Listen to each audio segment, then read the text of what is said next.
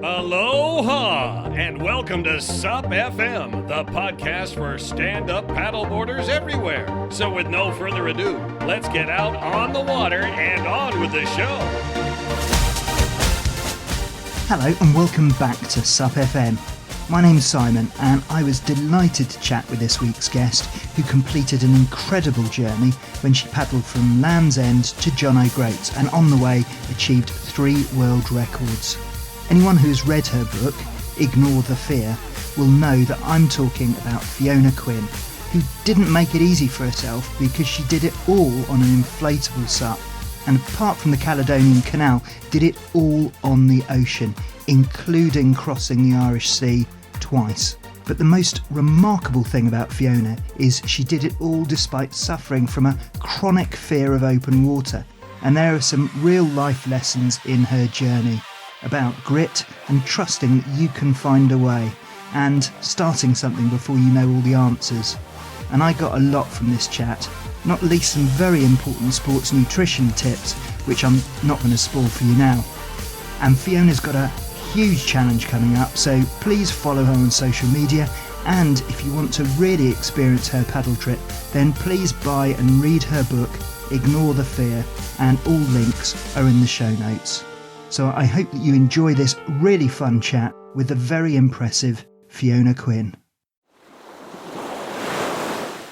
Hi Fiona, welcome to SUP FM. Thank you very much for having me.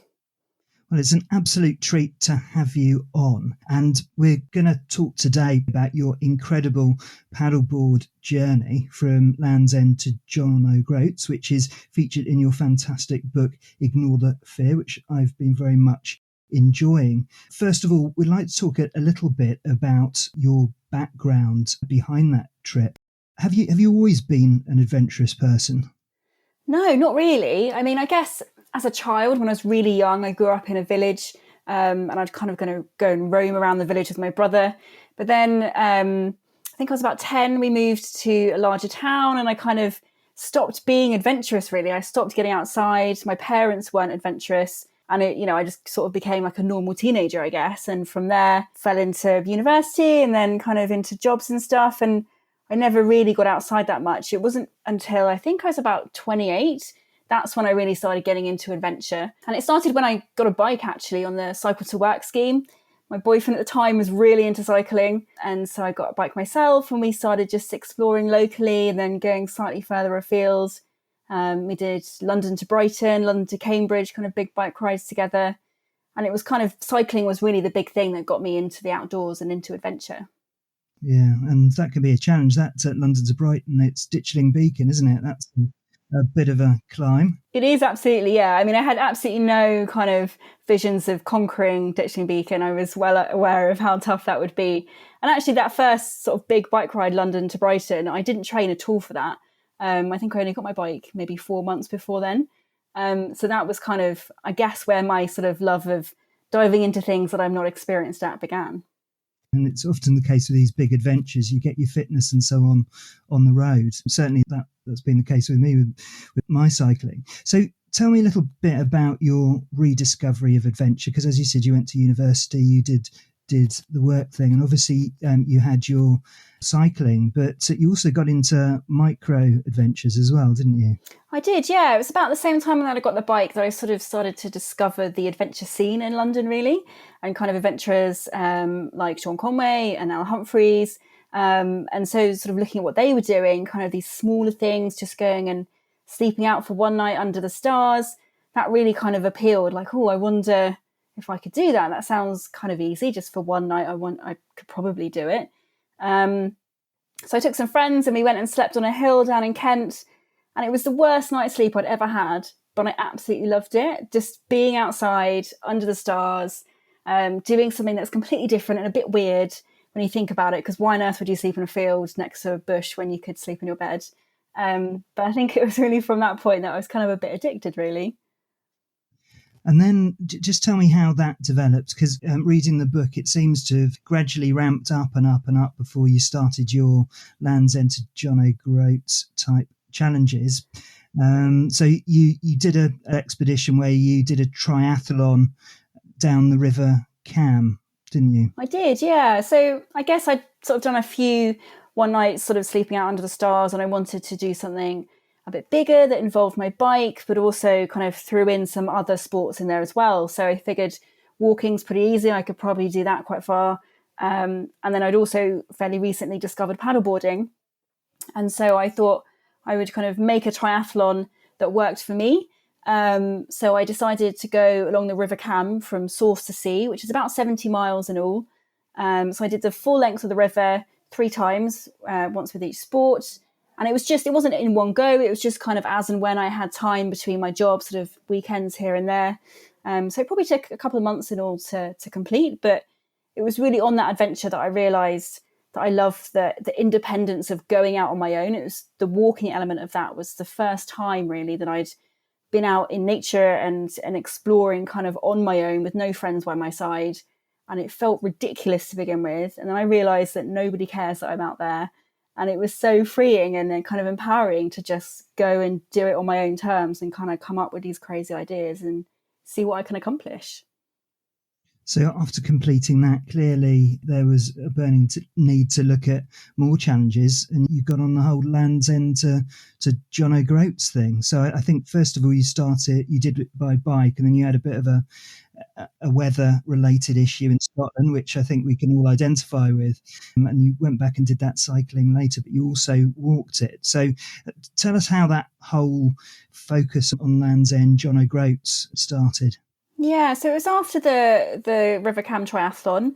So that sort of autumn, I was really keen to do another adventure. I liked exploring locally around where I was along the river, but I wanted to see more of Britain. You know, obviously this is the country that I call home, but I didn't really know it that well. So I was looking for an adventure that would be fairly easy to plan. And Land's End John O'Groats just kind of really stood out as the obvious classic British adventure to really discover, you know, the length of Britain. And as you say, the cycling was the first way that I did it.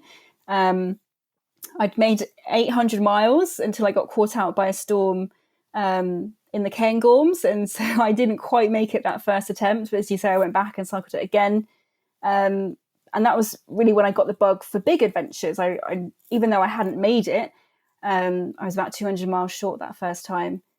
I just loved the fact that I just cycled 800 miles when before all I'd done in one go was 80. And that kind of possibility of self-propelled transport across the country, really, I got the bug for it, I think. And so I figured, what other way could I explore Britain? There's still loads that I hadn't seen of Britain.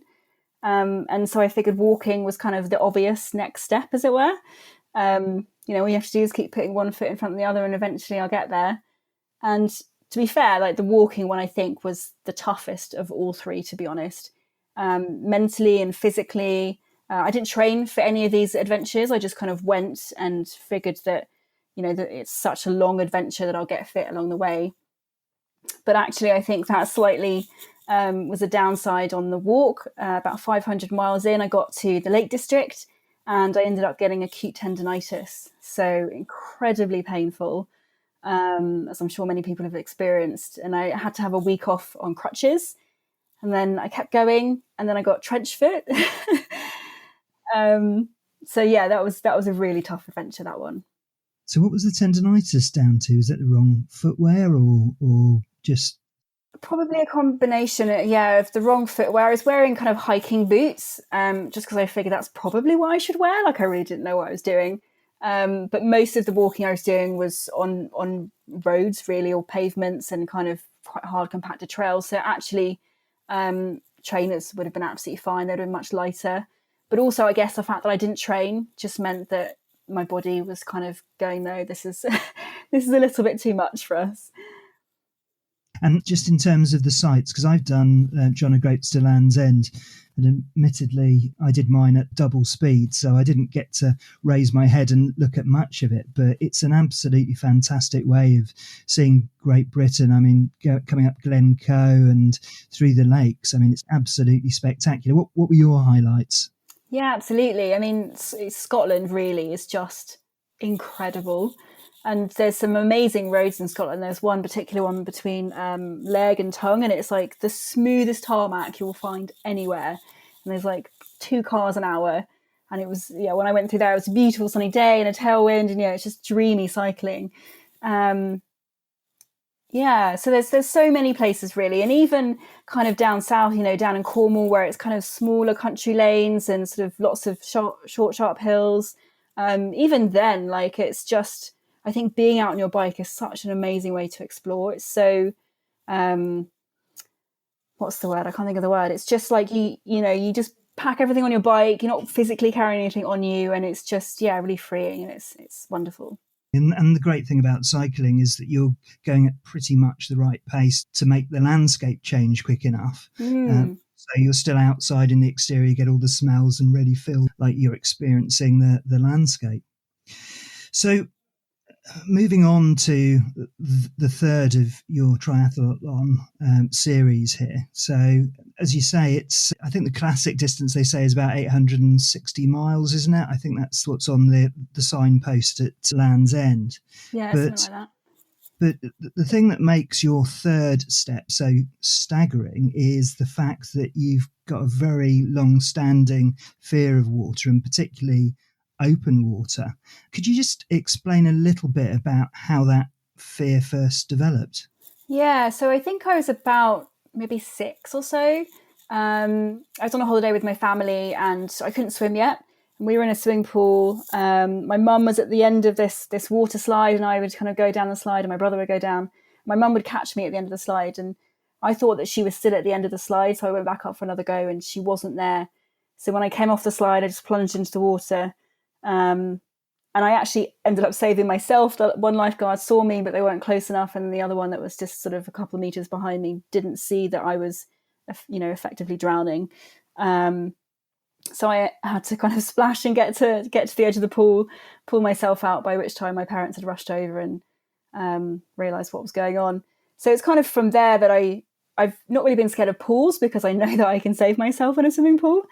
But just kind of deep open water just really scares me an awful lot. Like, I don't know if I could save myself if something went wrong out there. And I think that's certainly where it all began, and it's just kind of persisted from there, really. And do you still have that fear? Did that improve at all during your paddle? Your sort of, I hesitate to say the word immersion, but I guess that's the description of it in the whole paddleboard experience. No, I think it definitely hasn't helped. I think, there's some things that happened on the paddle that maybe made it worse.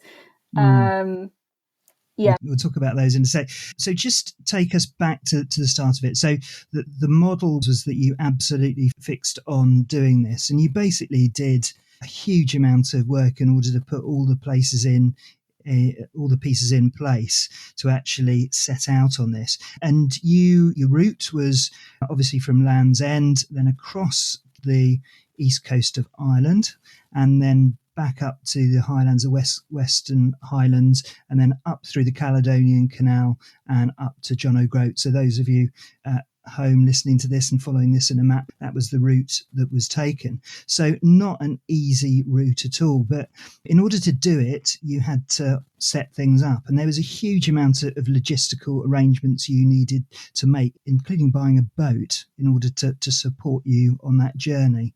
And that boat has become, well, in my mind anyway, the seventh crew member. It's a character in itself. Just tell us a bit about how you put all the pieces together in order to do that adventure. Yeah, so it was as you say, an absolute logistical kind of nightmare to one degree. Like, I really needed crew. Like, because I was so scared and so inexperienced, I had to have a support boat.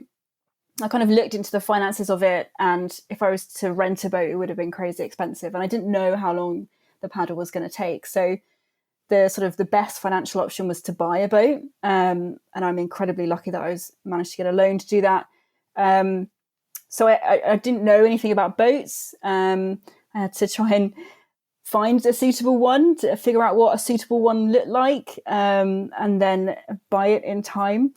I also had to find crew for that boat. So I tried to find a yacht master skipper. So I wanted someone who was as qualified as can be, because obviously I have no idea what I'm doing.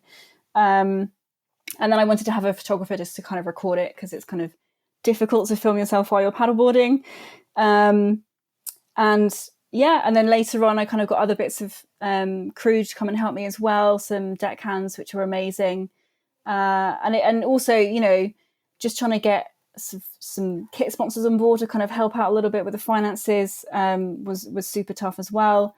You know, like, who am I? Like, I'm not, you know, a professional paddleboarder. It's a bit of a crazy idea. Someone who's scared of the sea is going to go and paddleboard the length of Britain. And at that point, no one had ever attempted it before. So it was quite a feat, I think, in just getting to the start line. But also kind of the emotional and the mental kind of side of it, as well as the logistics, is kind of super tough in terms of, you know, just believing that I can get there. And actually when I started doing the paddleboarding, once I left Land's End, I hadn't bought a boat yet. I still didn't have a boat. I didn't have a skipper either. All I had with me was my photographer. And so I sort of started without everything I needed, and I kind of just had to believe that it would come together as I kept pushing forwards. And amazingly it did. In the next sort of 2 weeks, we had some bad weather, and during that time I managed to buy a boat, and my photographer ended up skippering the yacht for me. So that was incredibly lucky. I couldn't have done it without Liam. He was amazing. So yeah, it was an enormous amount of organisation that went into it. And that continues all the way through. And as you say, Liam and Shogun, the boat, were both the sort of ever-presence, other than yourself, obviously, all the way through. And the great thing about the book is it shows that ignoring the fear, not necessarily knowing the answers to all of the questions when you set out, but just having faith that you're going to work them out, is an incredibly effective way. And basically you stuck to that all the way through. There were so many challenges, and particularly the logistics, which is kind of the less glamorous bit, I guess, of any expedition. You were constantly readjusting and changing things all the way up to John O'Groats. Yeah, absolutely. I mean, sort of everything from the weather that I wasn't expecting. You know, I thought maybe there'd be a couple of bad weather days each week, but I'd generally be able to make lots of progress each week. And that actually wasn't the case. We often had 2 weeks of solid bad weather.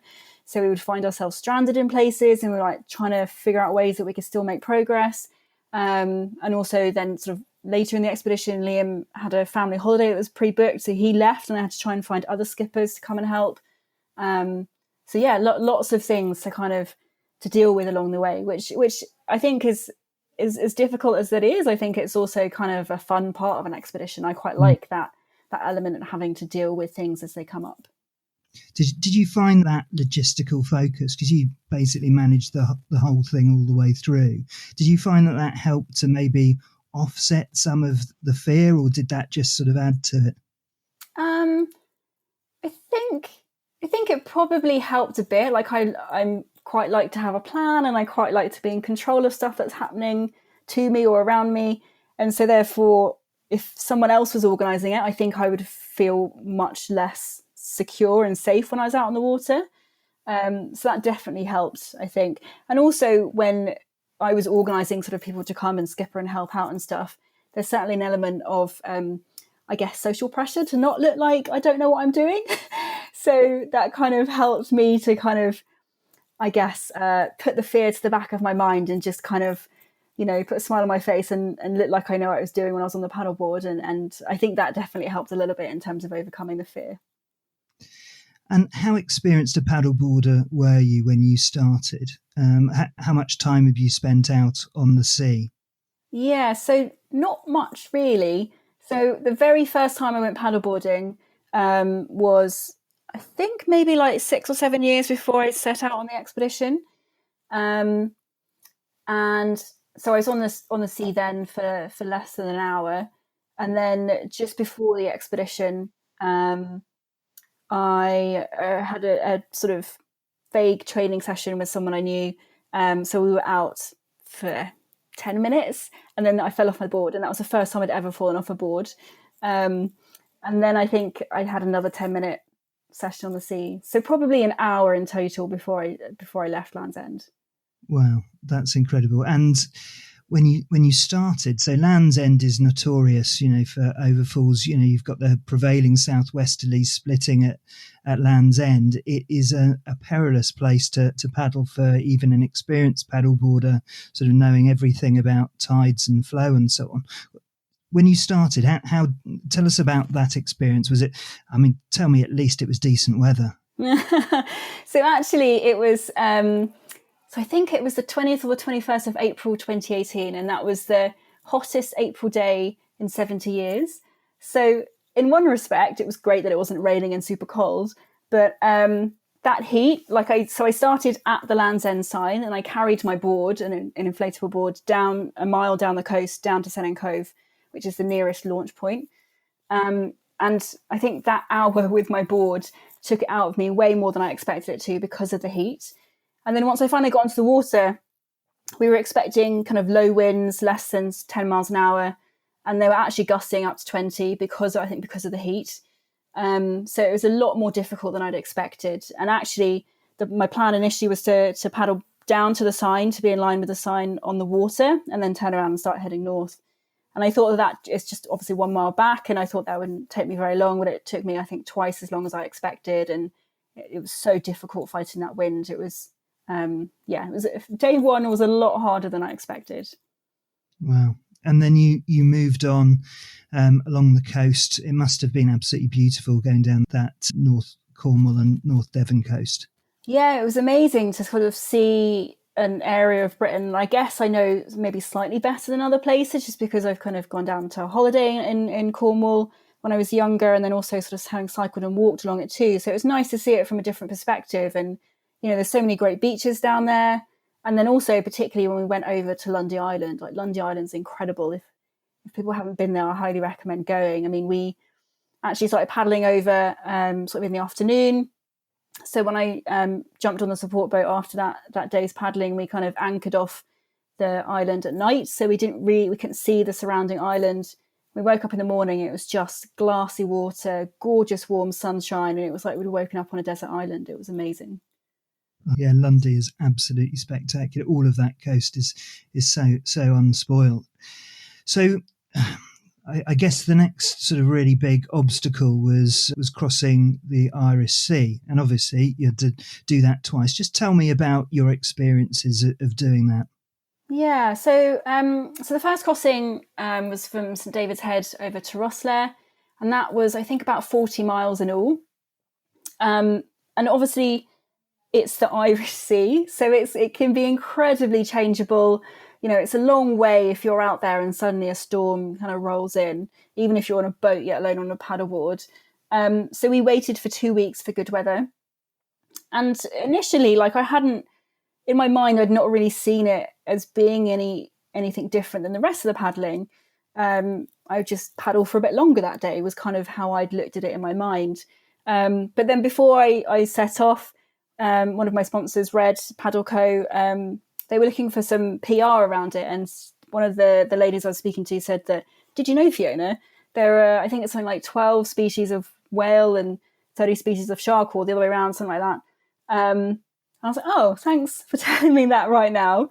And then it was sort of all of a sudden this kind of emotion came up of being super scared of being out there.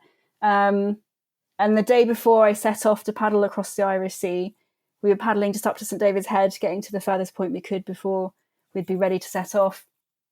And it was kind of super windy that day, and the conditions weren't, it wasn't super big swell. It wasn't massively choppy, probably for an experienced paddleboarder. But obviously, even though I've paddled that far to that point, I still feel really inexperienced. I'm still really scared. And it was then that we kind of had these conditions that I refer to as peakiness. Which is where it's very specific, whether it's the sort of wind and the short sharp chop is coming side onto the board. That just is the worst for me. I just really feel like it's going to throw me off my board. And so I actually ended that paddle the day before I set off across the Irish Sea, crying as I got on the boat. I was just really scared, and it just really freaked me out. So that wasn't a great way to kind of leave Wales, really. But actually the next day The wind had completely died down, and it was basically glassy the whole way across the Irish Sea. Like, we were incredibly lucky with the weather. It was super foggy, but other than that, like, it was just a dream to paddle over. And then about 3/4 of the way over, I think maybe like sort of 10 hours in or so, these dolphins just came out of nowhere and started paddling, swimming all around my board and the boat. And it was just kind of like a nice welcome to Ireland, which was amazing. So yeah, the Irish Sea, the first crossing was, it was really actually just sort of settled my nerves a bit, I think. And once I got over to Ireland, the weather was quite different to what it is on the west coast of Cornwall. It was much more sheltered, and the tide is much stronger, so it's quite quick to go up that coast, which was quite nice. So it was good. I liked going over to Ireland.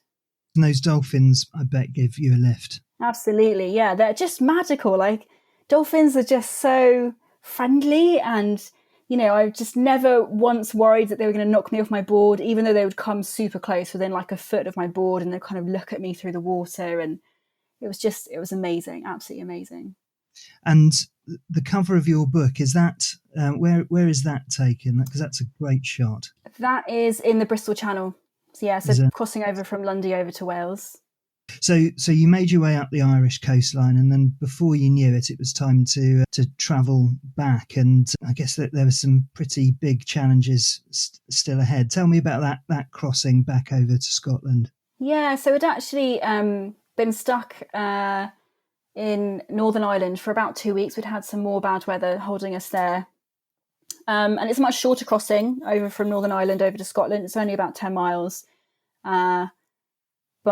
So we had to wait for a while to go back over. And then once we managed to set off, I ended up actually paddling. I think it was the first time I paddled through the night.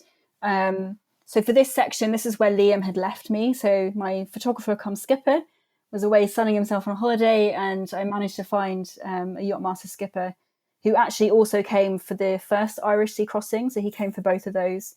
So it was great to have him and his experience, and he grew up really near where I was paddling, so he had loads of local knowledge.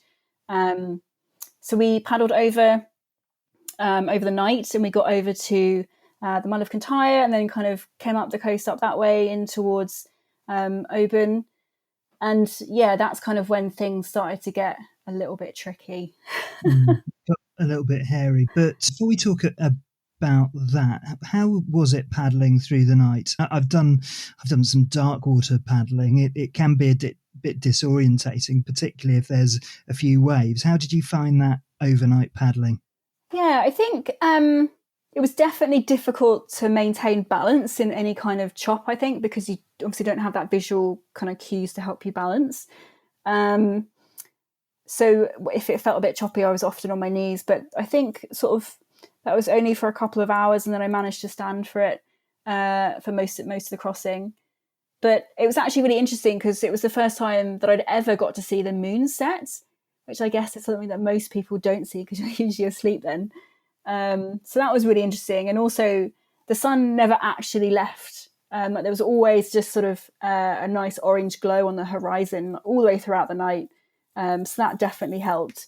And I think actually with it being dark, I kind of felt less scared, weirdly, because I couldn't see the sea. Yeah, that. Yeah. Incredible. I mean, it sounds incredibly ethereal, and particularly at that time of the year where you were. Yeah, I totally get that the sun wouldn't disappear fully. So you're on the west coast of Scotland, and you're paddling on your own, and you're totally aware that the world's third largest whirlpool, which is in a place called Corryvreckan, is not that far away. Just tell us about that day and your experience around that particular whirlpool, because it sounds absolutely terrifying. Yeah, it was pretty scary.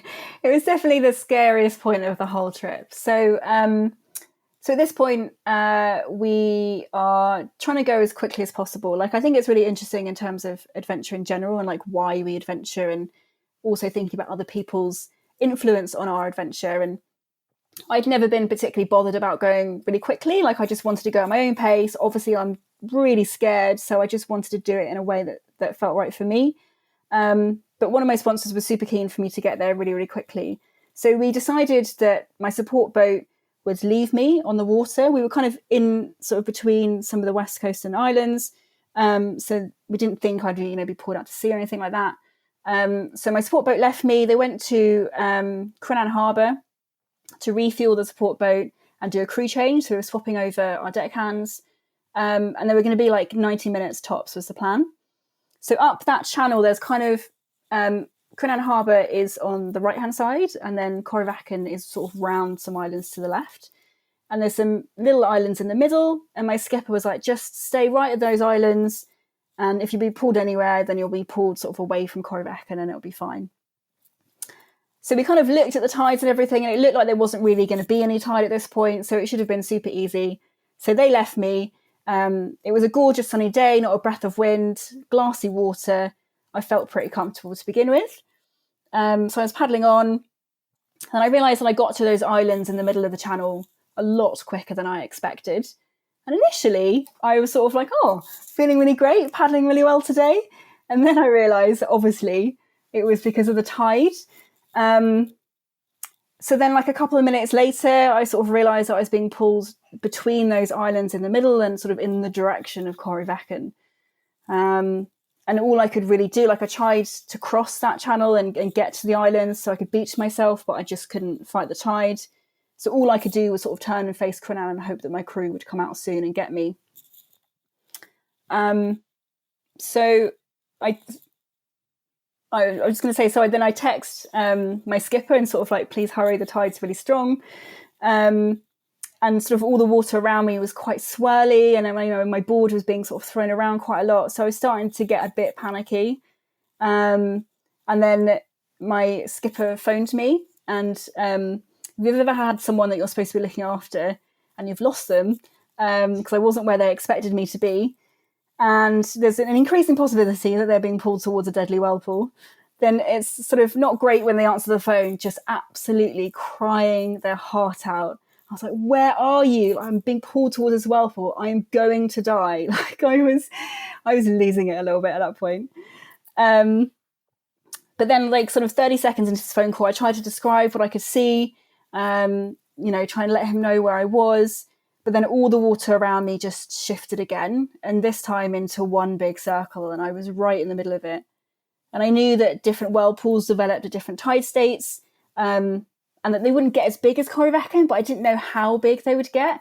So I was just sort of had to concentrate on what was happening around me. So I hung up on my skipper and I paddled like crazy to get to the edge of this swirling water.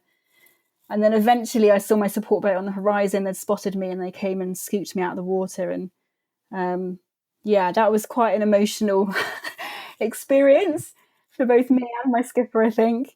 But yeah, obviously I survived and I got out of there in one piece. And it wasn't that close to Corryvreckan, but if I hadn't been able to fight the tide, then it could have gone in a different direction. Yeah, that sounds absolutely horrendous. And of course, you don't just get Corryvreckan, that particular whirlpool. Obviously, it's like that for a reason. So all of the paddle conditions in that area, you're gonna have some incredibly challenging conditions. So it sounds absolutely nightmarish. And we'll link to a video of Corryvreckan in the show notes so that you can see exactly what it is that we're referring to. So after Corryvreckan, you had recovered and done a bit of deep breathing. I'm sure it probably took a bit more than that. You started to get close to the locks and so on for the route through the Caledonian Canal.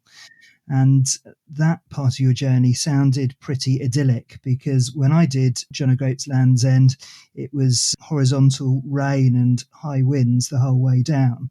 But you had some lovely weather, didn't you, going through the Caledonian Canal?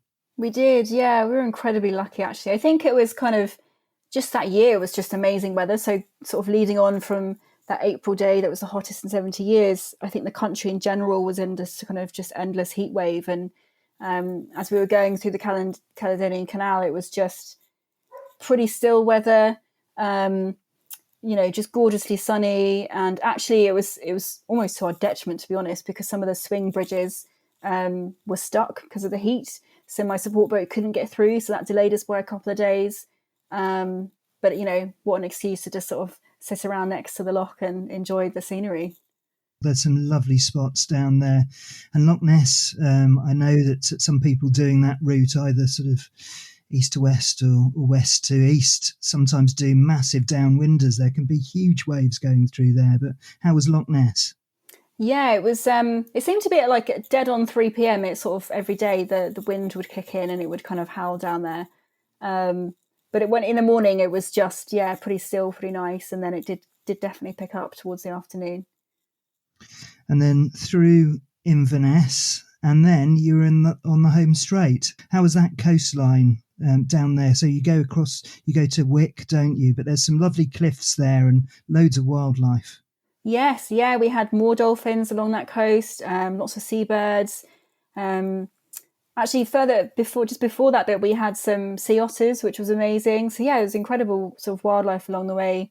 And actually, even earlier on that, which I sort of forgot to mention, in Ireland, we had loads of jellyfish, which was interesting. I think they were saying they were having loads of blooms of jellyfish that particular year. So it was great to see the wildlife all the way through. And yeah, just kind of discover different bits of Britain. It was great. And before we get to John O'Groats, it's probably fair of me just to mention sports nutrition, because clearly we've talked a lot about the logistics of the whole thing. Cake played quite an important role in this journey, didn't it? Particularly lemon drizzle cake, but were there any other sorts of cake involved? Yeah, I'm definitely fueled by cake. I think I'm not really, I'm not an athlete. I haven't trained for any of these things.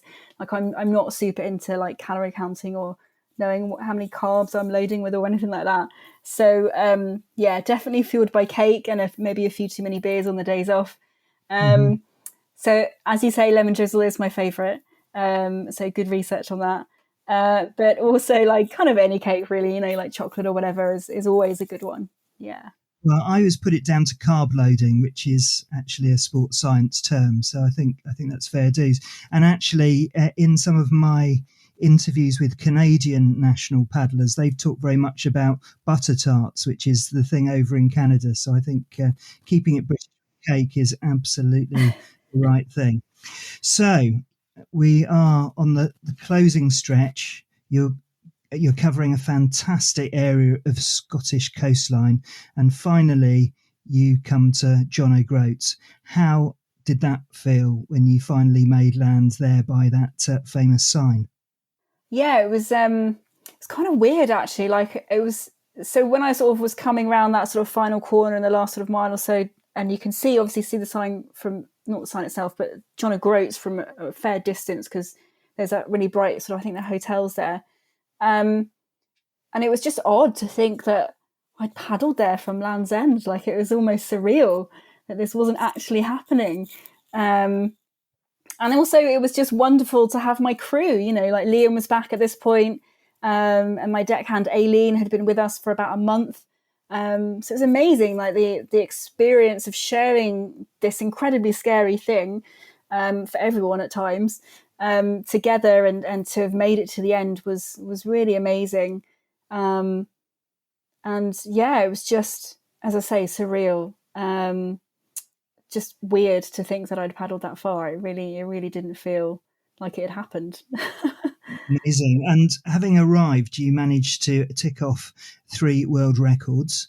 So first, you were the first woman to paddle the Irish Sea, the first person to paddle Le Jog on an inflatable, and the first person to complete an end-to-end triathalon. So massive props for that, particularly the inflatable one. I mean, I'm not a traditionalist. I paddle an inflatable most of the time, much to the disgust of most people I paddle with.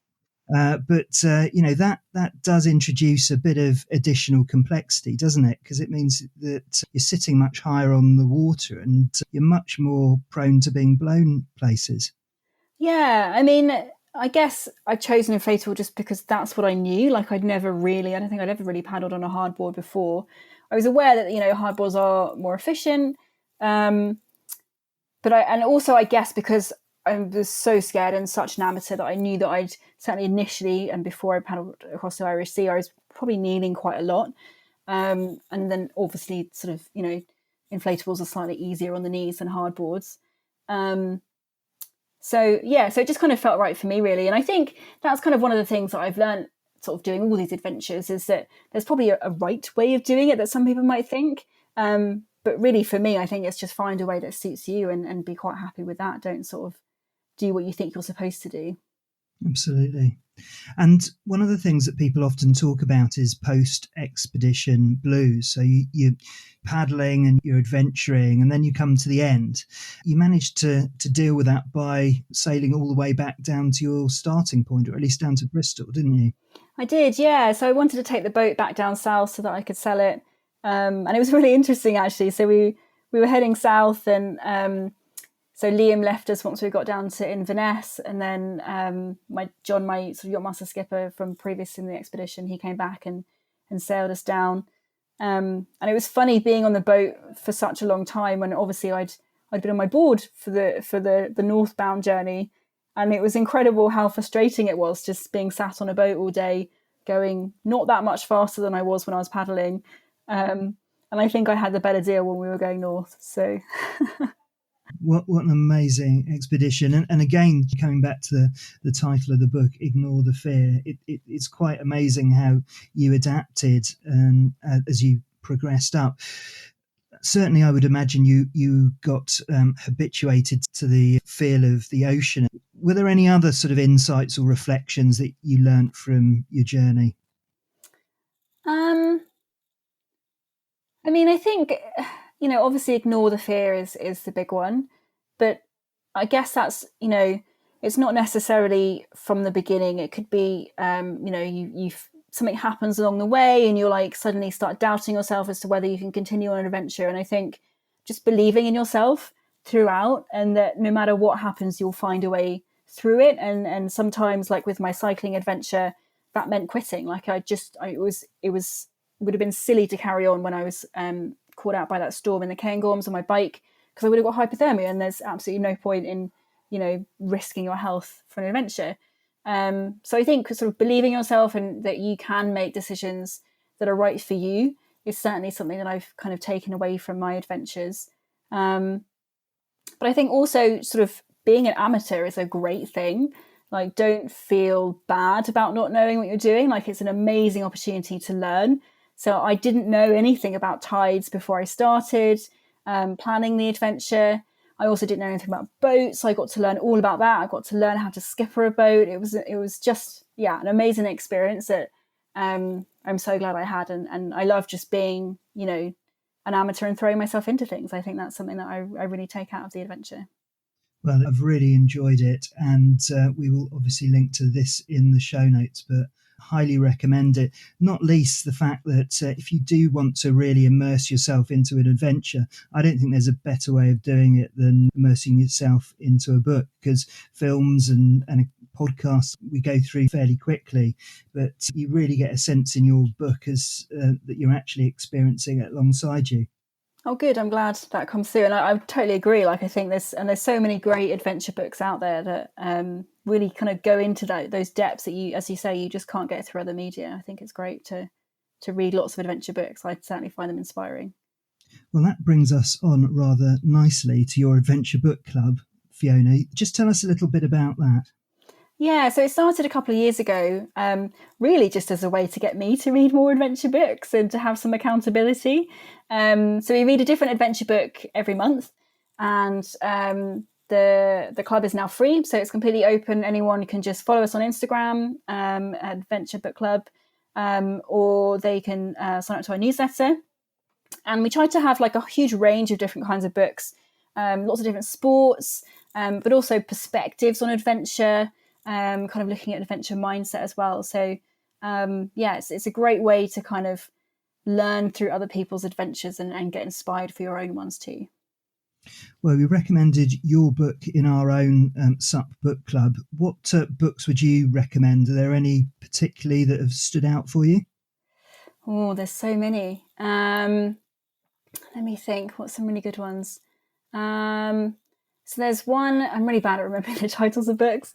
There's one about freediving, which is about this guy called Nick. And tragically, he was the first person to die in competitive freediving. But it's an amazing book in terms of how a sport can be so unregulated and so dangerous. And it was fascinating to learn about a sport that I would certainly never do. There's no way you'd get me to freedive. So I loved that book, which I think actually was called One Breath. So that was a really good one.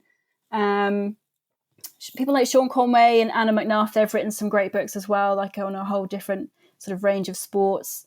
And I think there's an increasing number of women writing adventure books, which I think is really important to have that different perspective.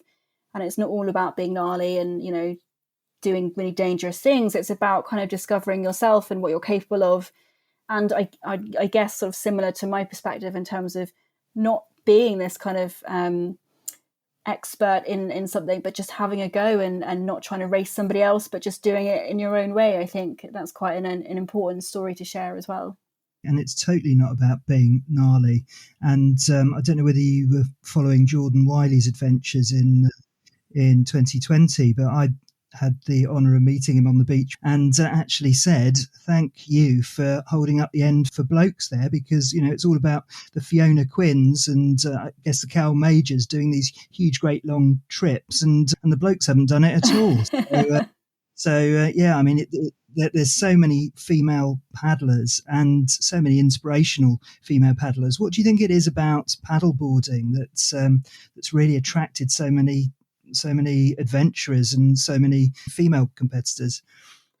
I guess paddleboarding is quite an easy sport to get into. I think it's much less technical maybe than something like kayaking or other kinds of water sports. And it's really accessible in terms of you can paddle inland as well as on the sea. And I think there's lots of diverse ways of finding a way that suits you within paddleboarding, which I think is really what makes it such a popular sport. And were you fed up with paddleboarding after flogging all the way up to John O'Groats, or have you paddled since? I have paddled a little bit since, I think only once on the sea. I really am still not a fan of the sea at all. But yeah, certainly inland, I do love it. I mean, there's no other better way, I think, of being on the water other than a kind of still day on a paddleboard. It's just amazing. Definitely. And you've got a new challenge coming up, which I heard about recently, which is a serious challenge. Tell us about that. It is, yeah. I guess it's along the same lines of I have no idea what I'm doing, so I'm just going to throw myself into this. So the next one is a running adventure, and I've never been a runner. Before I started training in this January, I'd only ever run 5 miles in one go. So I figured it would be a good idea to run the Pennine Way. So it's 260 miles, and I'm going to do it non-stop this summer. So I'm sort of got, roughly 6-7 months training, and then just have a crack and see whether I can get to the end. And I think it's sort of, I guess, in a similar vein to the adventures in the past, in that it will be very much a kind of mind over matter to some degree. But obviously the big difference is I have to train for this one, which is an adventure in itself.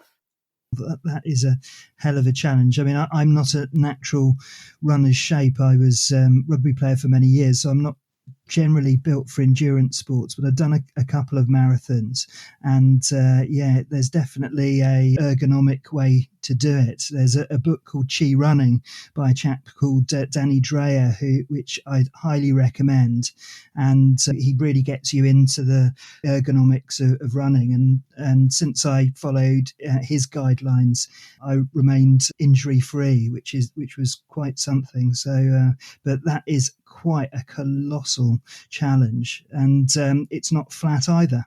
No, I think it's something like 40,000 foot of elevation over the 260 miles, so it's pretty hilly.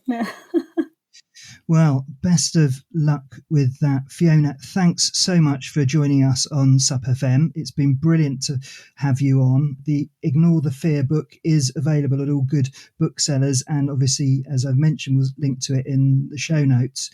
Where else can we find out about you? So I'm on all sort of main social media channels, just at Fiona L. Quinn, and that's my website as well, at fionalquinn.com. Brilliant. It's been an absolute pleasure. Hopefully I'll see you on the water at some point, probably not on the sea. No. We'll find a lake somewhere. Absolutely, that would be brilliant. Thank you. Thanks for listening, and I hope you enjoyed that chat with Fiona Quinn as much as I did. Please check out the show notes for the links, including the one to her book, Ignore the Fear, and her Adventure Book Club. And of course, we wish her all the very best for her run.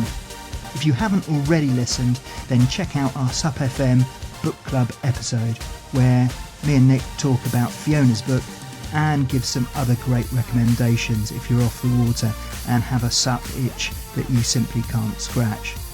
The more people who listen, the more aloha we can spread. So please tell your friends, tag us on Facebook, Instagram, or your favourite channel. And if you're new to the sport, then don't miss out on our SUP safety course, which is available in the link in our show notes. Mahalo, and see you next week, where we've got an interview with a guest who wrote a New York Times best-selling book about water and who has really added to my paddle experience in a really practical way. Take care. Thank you for listening to SUP FM, the #1 podcast for stand-up paddlers wherever you are. If you like what you've heard, please leave us a review on iTunes. Until then, we'll see you on the water.